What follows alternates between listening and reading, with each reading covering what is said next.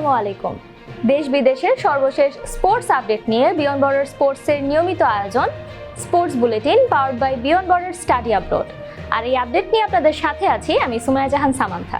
চলুন দেখে নেই আজকের স্পোর্টস আপডেট। নেপালে সাফ অনূর্ধ্ব 19 নারী চ্যাম্পিয়নশিপের ফাইনালে ভারতের কাছে 4-0 গোলে হেরে শিরোপা হাতছাড়া করেছে বাংলাদেশ। সাফ চ্যাম্পিয়নশিপে এবারই প্রথম এককভাবে চ্যাম্পিয়ন হলো ভারত। এছাড়া এর আগে দুইবার বয়সভিত্তিক এই আসরে মুখোমুখি হয়েছিল বাংলাদেশ ভারত।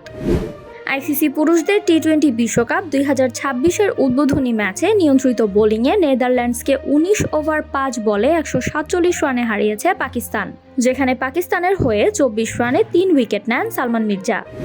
প্রিমিয়ার লিগে উলভারহ্যাম্পটনের বিপক্ষে 3-1 গোলে জিতল চেলসি, যেখানে ম্যাচে হ্যাট্রিক করেন ইংলিশ মিডফিল্ডার কোল পালমার। এছাড়া উলভারহ্যাম্পটনকে হারিয়ে পয়েন্ট টেবিলের 5-এ উঠে এসেছে চেলসি। অনূর্ধ্ব 19 বিশ্বকাপের ফাইনালে ইংল্যান্ডকে 100 রানে হারিয়ে শিরোপা জিতেছে ভারত। ফলে বিশ্বকাপ জয়ী দলের জন্য 7,50,00,000 রুপি পুরস্কার ঘোষণা করেছে ভারতীয় ক্রিকেট কন্ট্রোল বোর্ড। বিশ্বকাপের আগে স্বল্পমেয়াদী চুক্তিতে মেজর লিগ সকারের ক্লাব মিনেসোটা ইউনাইটেডে যোগ দিলেন তারকা ফুটবলার হামেস রদ্রিগেজ। দলটির সঙ্গে আগামী জুন পর্যন্ত চুক্তি হয়েছে তার, তবে ডিসেম্বর পর্যন্ত তা বাড়ানোর সুযোগ রাখা হয়েছে।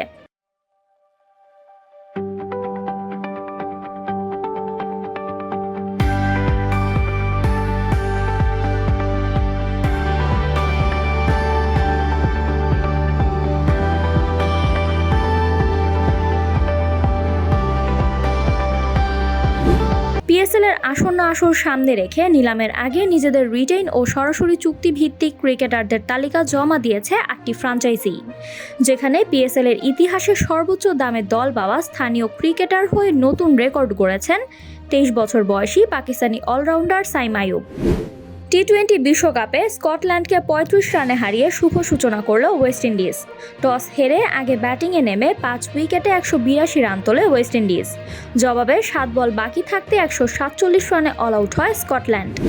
ইংলিশ প্রিমিয়ার লিগে টটেনহ্যাম হটস্পারকে 2-0 গোলে হারিয়ে টানা 4 ম্যাচ জিতল ম্যানচেস্টার ইউনাইটেড, যেখানে গোল দুটি করেছেন ব্রায়ান এমবুমো ও ব্রুনো ফার্নান্দেজ। এছাড়া এ জয়ে 25 ম্যাচে 44 পয়েন্ট নিয়ে লিগ টেবিলের 4র্থ স্থানে উঠেছে ইউনাইটেড। পাকিস্তান সুপার লিগের 11তম আসরে টুর্নামেন্ট থেকে সরে দাঁড়িয়েছেন আফগান ওপেনার রহমাতুল্লাহ গুরবাজ। ব্যক্তিগত দায়বদ্ধতা ও দাতব্য ফাউন্ডেশনের কাজ শেষ করার জন্য টুর্নামেন্ট থেকে সরে দাঁড়িয়েছেন তিনি।